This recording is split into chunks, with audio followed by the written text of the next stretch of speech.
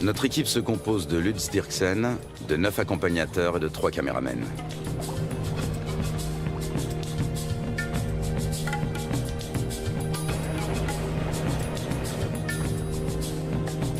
Même en pleine saison sèche, le niveau de l'eau est toujours très élevé.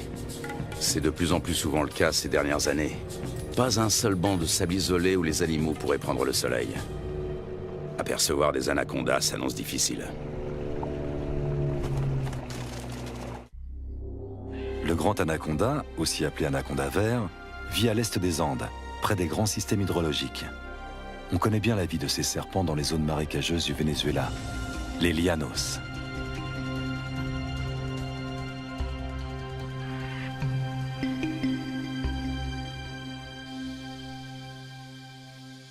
Là-bas, les anacondas mesurent rarement plus de 4,5 mètres de long. Leur proie préférée, ce sont les capybaras, les plus grands rongeurs au monde dont les dimensions peuvent atteindre celles d'un chien berger.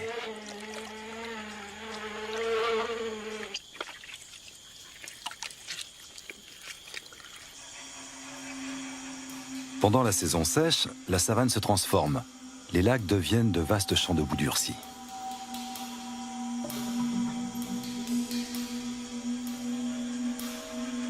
Difficile pour un anaconda de plus de 4 mètres de trouver un point d'humidité qui lui permettra de supporter la chaleur.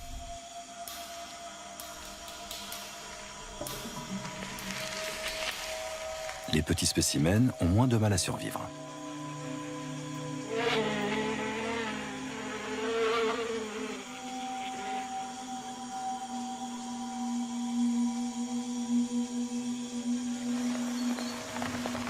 Début avril, la saison sèche touche à sa fin et les premières gouttes d'eau se transforment vite en pluie torrentielle.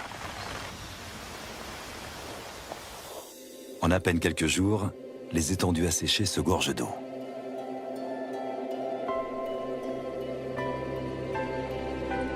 L'anaconda retrouve enfin son élément de prédilection.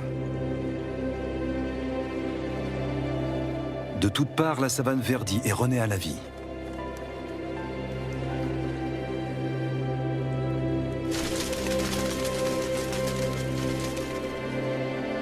Les anacondas qui vivent au bord du fleuve sont différents de leurs congénères de la savane. Ils peuvent mesurer jusqu'à 9 mètres de long. Contrairement à leurs congénères vénézuéliens, on sait très peu de choses sur leur mode de vie.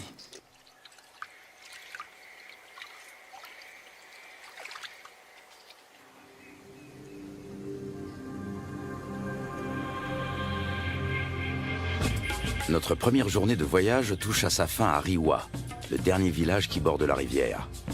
Un monde sauvage nous attend ensuite.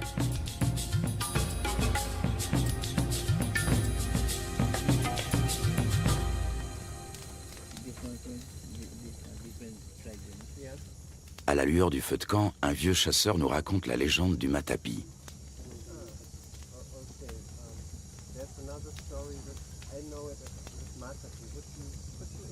Cet ustensile permet aux femmes d'extraire le jus toxique du manioc. L'idée en est venue à un chasseur alors qu'il observait un anaconda en train de se nourrir. Il a conçu une clé faite de lianes qui imite les mouvements de contraction du serpent en train d'avaler sa proie.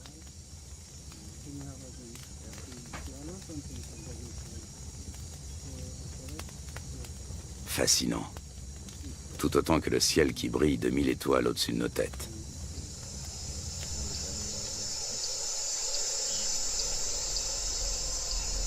Le grand anaconda appartient à la famille des Boidae. Il tue en enroulant étroitement son corps musculeux autour de sa victime jusqu'à ce qu'elle meure étouffée. Ses dents sont orientées vers l'arrière, ce qui lui permet de la maintenir, sans toutefois la découper. Il n'a donc pas d'autre choix que de l'engloutir en une seule fois.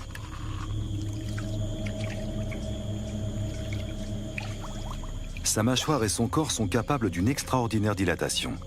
Comme il ne peut déglutir, il détend puis contracte ses muscles. Grâce au mouvement ondulatoire de ses anneaux, il fait progresser sa proie toujours plus profondément dans son œsophage.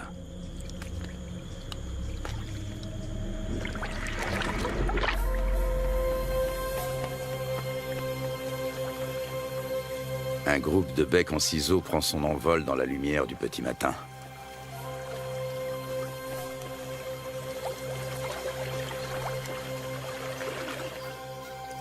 Les bateaux sont chargés. Un rapide petit déjeuner, puis il faut repartir.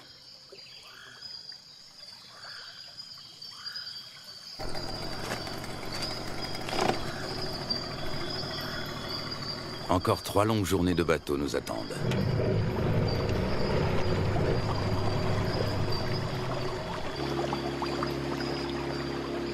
Notre objectif, un territoire inexploré situé en amont de la rivière. Il y a 2 ans, des chasseurs y ont observé des anacondas de plus de 6 mètres de long. Lutz Dirksen a l'intention de remonter cette piste. Il souhaite également réaliser la cartographie des espèces que l'on peut rencontrer dans la région. Plus nous progressons et plus la nature nous semble vierge.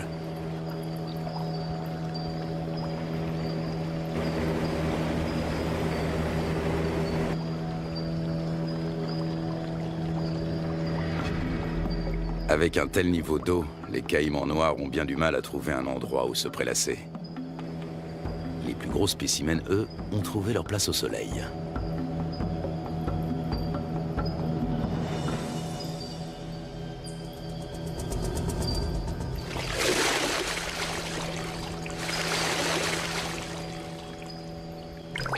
Le caïman noir est le plus gros prédateur du continent. Ses mensurations, 7 mètres de long pour 100 kilos. Des écailles viennent agrémenter sa tête et son dos.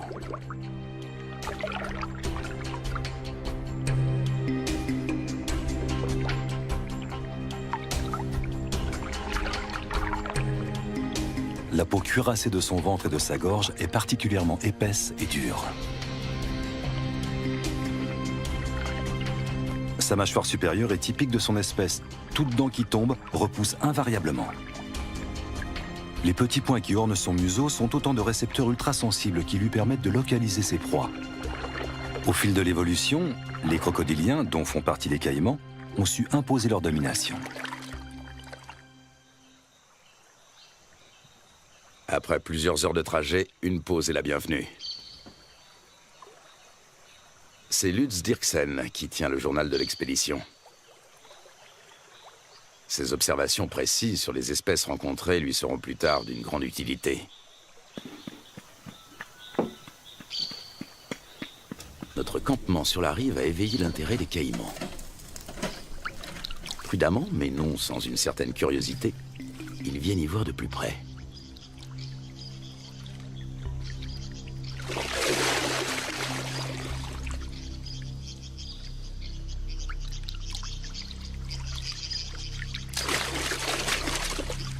Une mesure d'intimidation s'impose.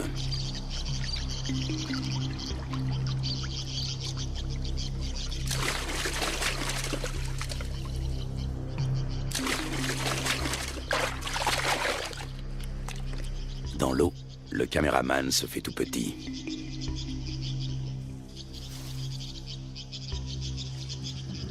La bête est encore loin.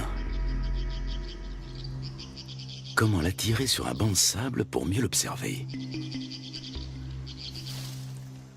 La prudence est de mise. Le caïman commence par suivre le comportement des vautours.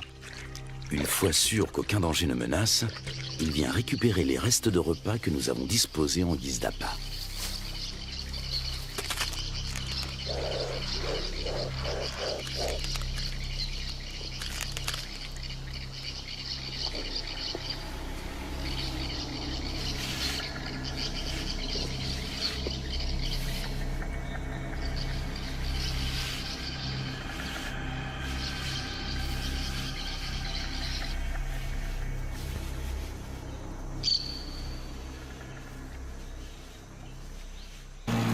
Le voyage reprend à bord de nos 3 bateaux. Dans ce virage, la rivière a creusé une profonde entaille dans la berge et coule désormais tout droit. Des vestiges de l'ancienne berge se dressent encore au milieu du courant qui se renforce. Les moteurs des bateaux sont soumis à rude épreuve. Les limites des rivières sauvages varient souvent, formant de multiples bras morts et des étangs.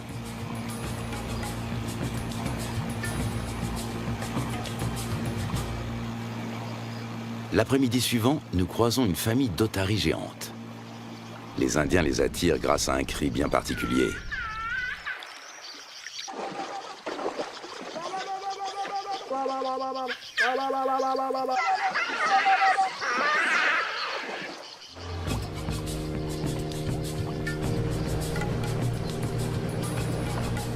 Nous touchons enfin au but. Il ne peut s'agir que de l'endroit dont les chasseurs ont parlé. C'est ici que nous allons nous établir pour partir à la recherche des grands anacondas. Nous remontons notre équipement aussi loin que possible de la rivière. Par temps de pluie, les eaux peuvent monter très vite.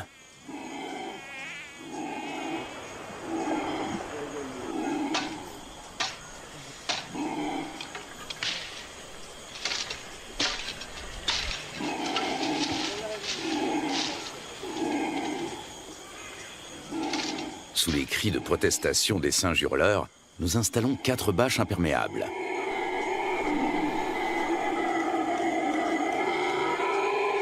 Une bâche pour la cuisine.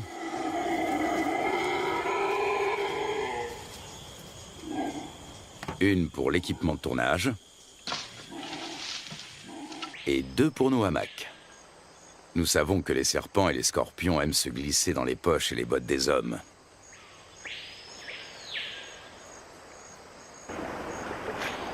Du poisson frais vient compléter nos rations de riz, de pâtes et de haricots.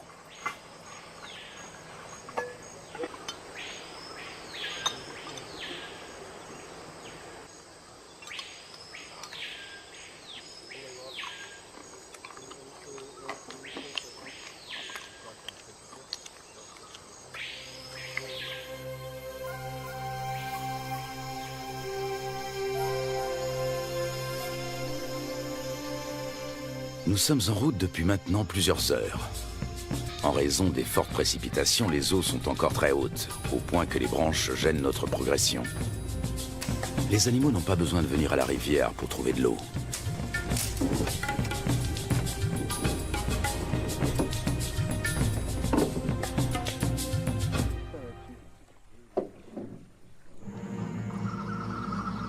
Durant la saison des pluies, les anacondas suivent l'eau jusque dans la forêt. Ils passent toute leur vie dans les marécages. Même leur venue au monde a lieu en milieu aquatique. Dans le corps de leur mère, les embryons grandissent à l'intérieur des œufs. Lorsque ceux-ci sont prêts à éclore, les jeunes s'extirpent de la coquille avant d'être sortis du ventre de la mère. Ils naissent ensuite sous forme de petits serpents parfaitement développés. Ils sont tout de suite dans leur élément. Le nombre de jeunes dépend du gabarit de la mère. Chez une grande femelle, une portée peut compter plus de 80 serpenteaux.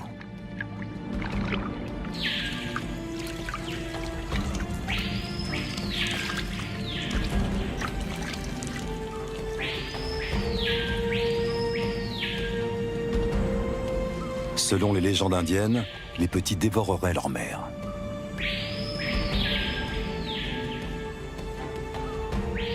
Un certain nombre de serpenteaux s'éloignent quelques minutes à peine après leur naissance. Ce sont déjà des prédateurs à part entière avec un redoutable instinct de chasseur.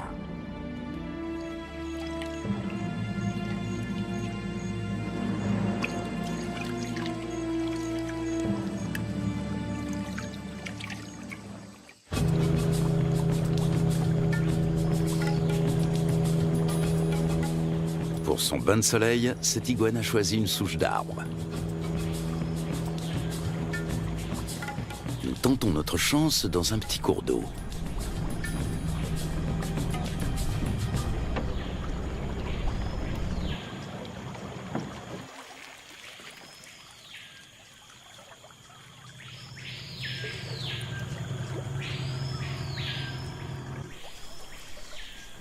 Aux aguets, notre capitaine a repéré un mouvement et attrapé le responsable.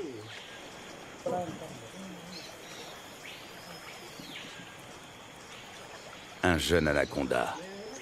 Il fait près d'1 mètre de long et est âgé de seulement quelques semaines. Sa première mue le rend quelque peu apathique.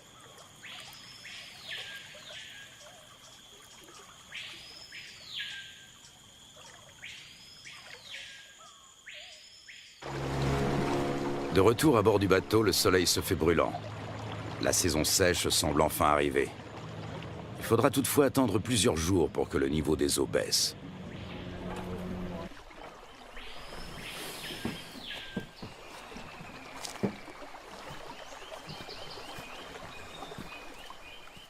Pour se frayer un chemin sans machette, il faut suivre les pistes régulièrement empruntées par les animaux.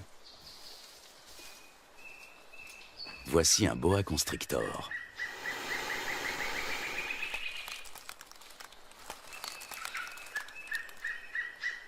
Nous sommes trop grands pour lui servir de proie, mais cela ne l'empêche pas d'essayer de nous intimider.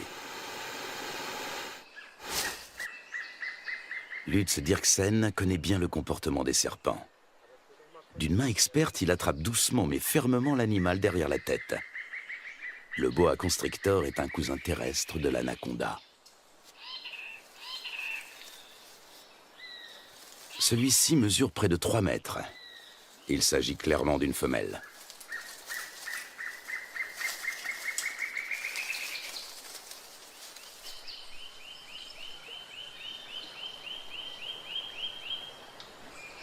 Encore un jeune anaconda.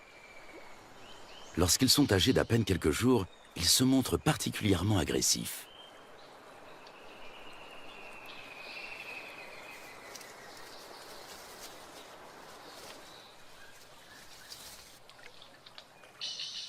De retour au camp, Lutz Dirksen complète son journal.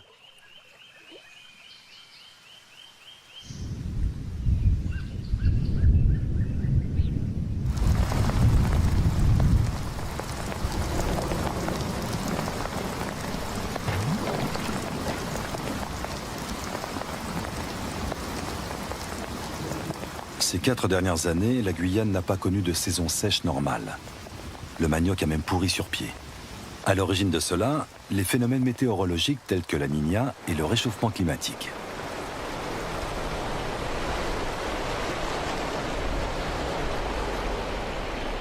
Des pluies torrentielles viennent grossir les cours d'eau. En quelques heures à peine, le niveau peut monter de plusieurs mètres.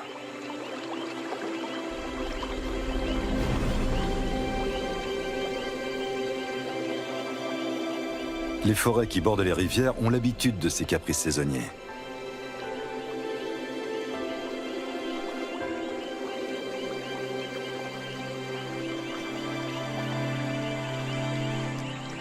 Les caïmans suivent eux aussi l'eau dans la forêt.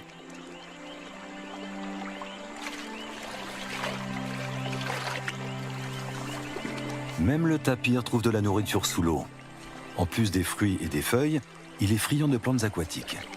Il faut dire que dans l'ombre des sous-bois, ce gros ongulé peine à trouver de quoi se nourrir correctement.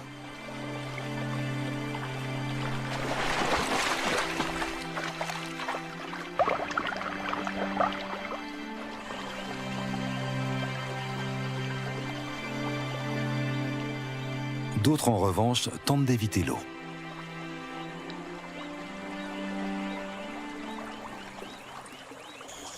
Au beau milieu de la nuit, le niveau d'eau a encore subitement monté de plus de 3 mètres.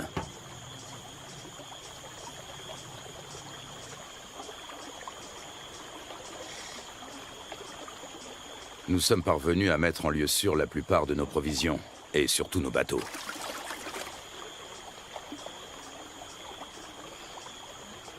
Il faut dresser maintenant le bilan des dommages.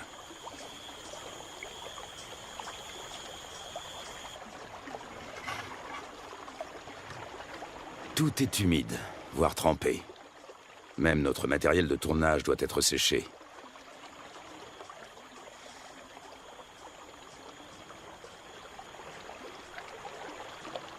Continuer ou faire demi-tour?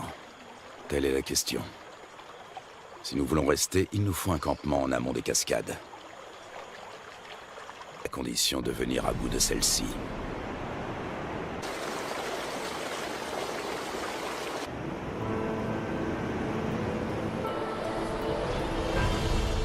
Rapides et cataractes sont fréquents en Guyane. Ils forment un habitat aquatique à part.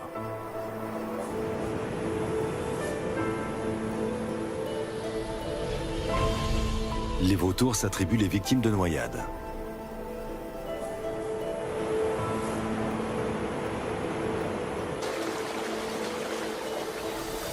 Dans les zones plus paisibles, les hérons se régalent d'escargots et de petits poissons.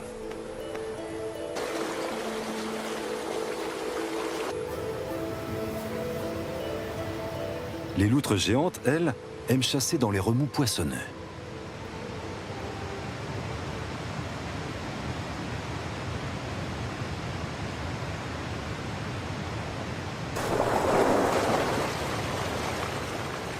C'est là également que l'oiseau serpent vient pêcher de petits silures. Nous sommes sur le territoire du jacara, la seule espèce de caïman qui évolue dans ces eaux torrentielles. Il est nettement plus petit que le caïman noir.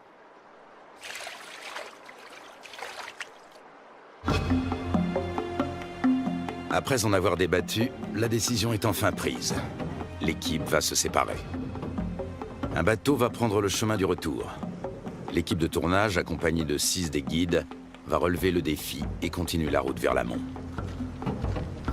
Impossible de savoir ce qui nous attend. Peu de gens se sont déjà aventurés au-delà de ces cascades. Pour y parvenir, il nous faut des troncs d'arbres. Ils vont nous servir à faire avancer les bateaux tout en protégeant leur coque. Chacun d'entre eux pèse près de 300 kilos.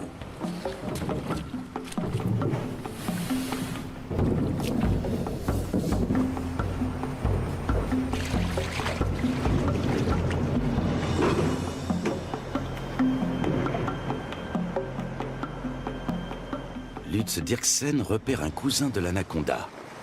Il s'agit d'un Corallus hortulanus qui vit dans les arbres.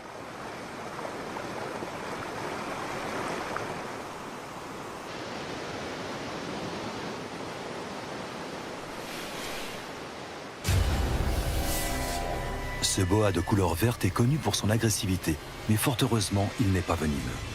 Lorsqu'il attaque, il se cramponne à sa proie.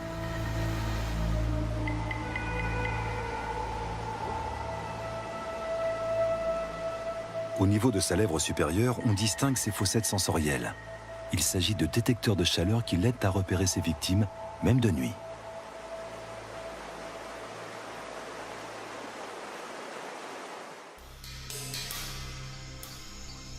L'anaconda aussi s'oriente grâce à la chaleur corporelle dégagée par ses proies lors de la chasse.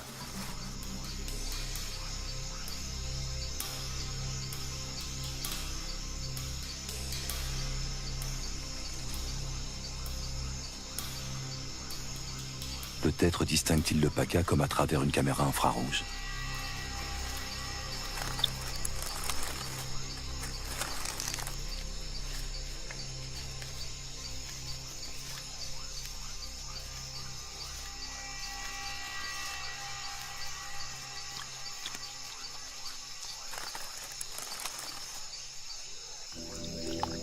Le plus souvent, l'anaconda chasse en restant immobile sous l'eau, attendant qu'une proie arrive à sa portée. Seul son nez et ses yeux dépassent discrètement de la surface.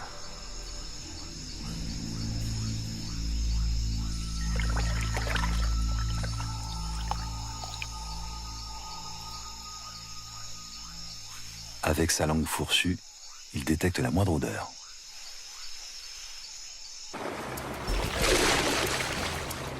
Nous progressons bien plus péniblement que nous ne l'avions imaginé. À la cascade succèdent des rapides, puis une nouvelle cataracte, puis encore des rapides. Impossible de naviguer, il y a trop de rochers sous l'eau. Le doute commence à s'installer.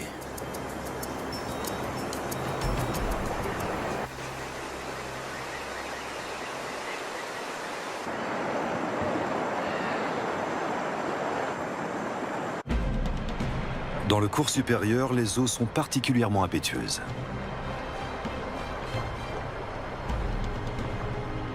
Jalonnés d'îlots et de rochers, de nombreux rapides se frayent un chemin à travers la contrée sauvage. Souvent, ils sont impraticables sur plusieurs kilomètres.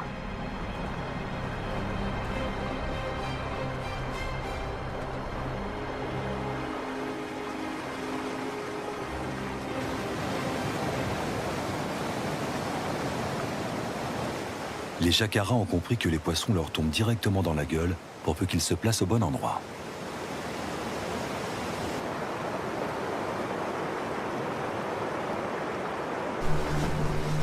Au bout d'à peine quelques centaines de mètres, une nouvelle cataracte nous ferme le passage. Une fois de plus, impossible de passer.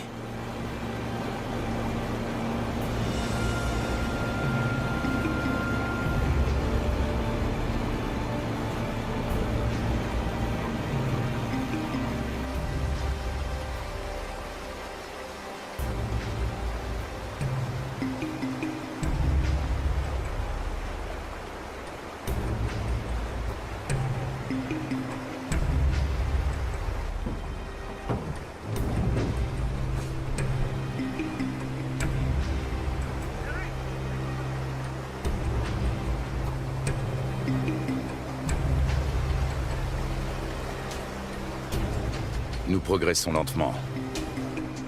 Souvent, la voie se referme et il faut rebrousser chemin pour tenter notre chance dans un nouveau bras.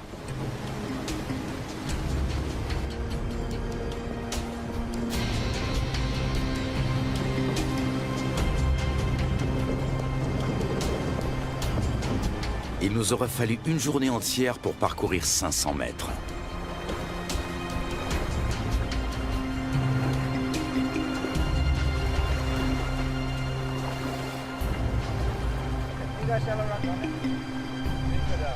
Alors que nous nous apprêtons à renoncer, le fleuve change de visage pour redevenir enfin navigable.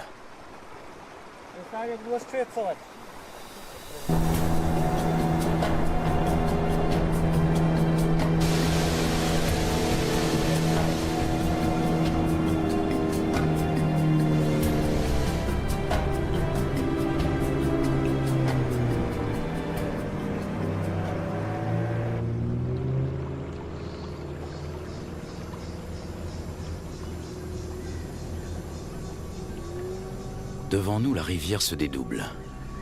Un monde intact nous attend.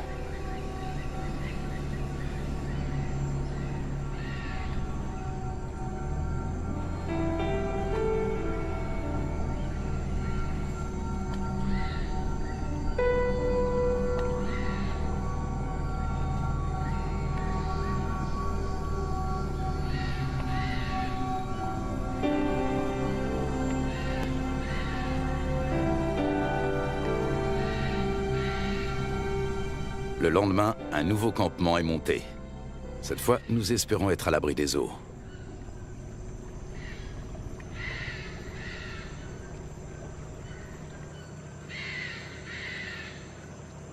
Non loin de notre campement, nous tombons sur un groupe de capybaras. L'un d'entre eux arbore sur le flanc une tache rougeâtre qui ressemble fort à une morsure fraîche.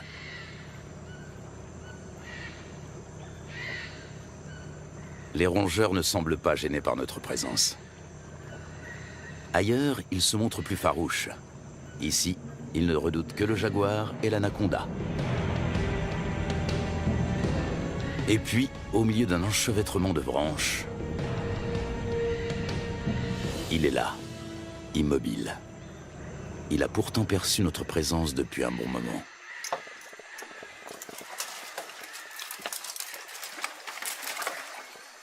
Impossible de l'approcher.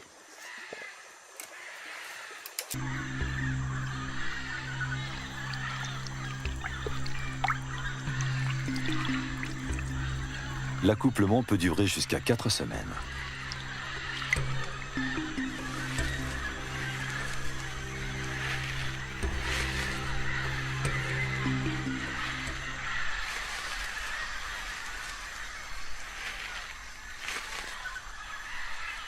Les mâles repartent ensuite, chacun de leur côté.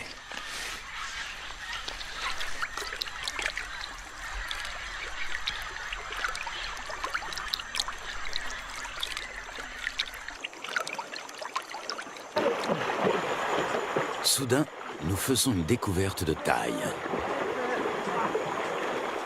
Un serpent géant tout près de la rive.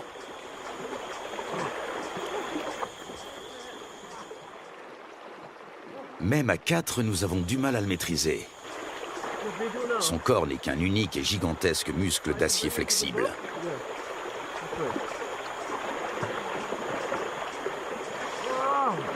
Il doit avoisiner les 200 kilos. Il s'agit d'une femelle.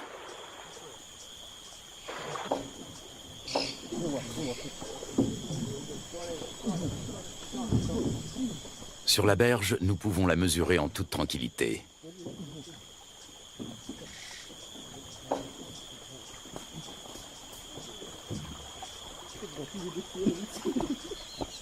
Un sac sur la tête devrait la calmer.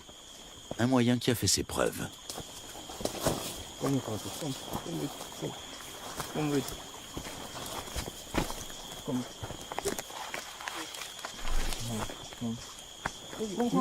Nous parvenons à la ramener à terre sans trop de résistance.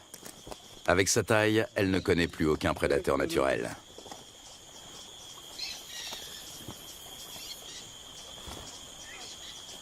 Certes, elle n'est pas venimeuse, mais elle sait se défendre.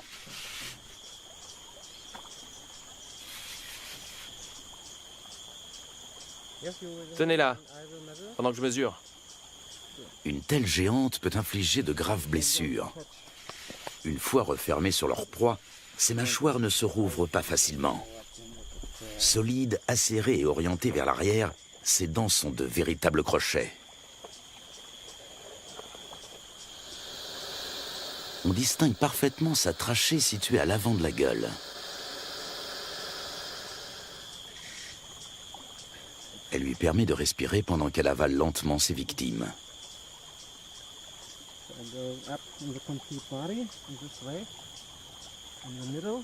L'anaconda fait jouer ses muscles.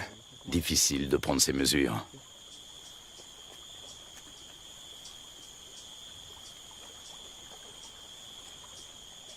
Cette femelle est nettement plus imposante que tous les autres anacondas que nous avons rencontrés au cours de notre voyage. Lutz doit s'y reprendre à plusieurs reprises.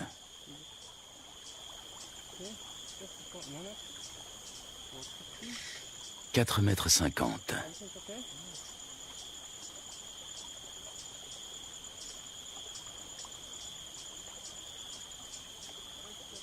« 5,70 m.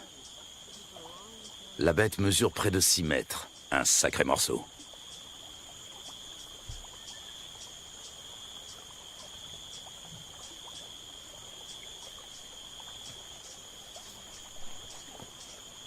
Lutz mesure la circonférence de son corps à l'endroit le plus fort.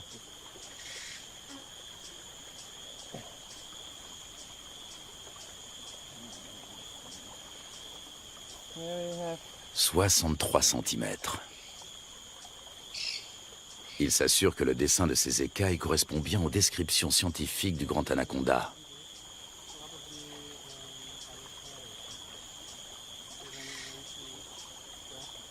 Ces plaies proviennent d'un marsupial. Il arrive que l'anaconda se...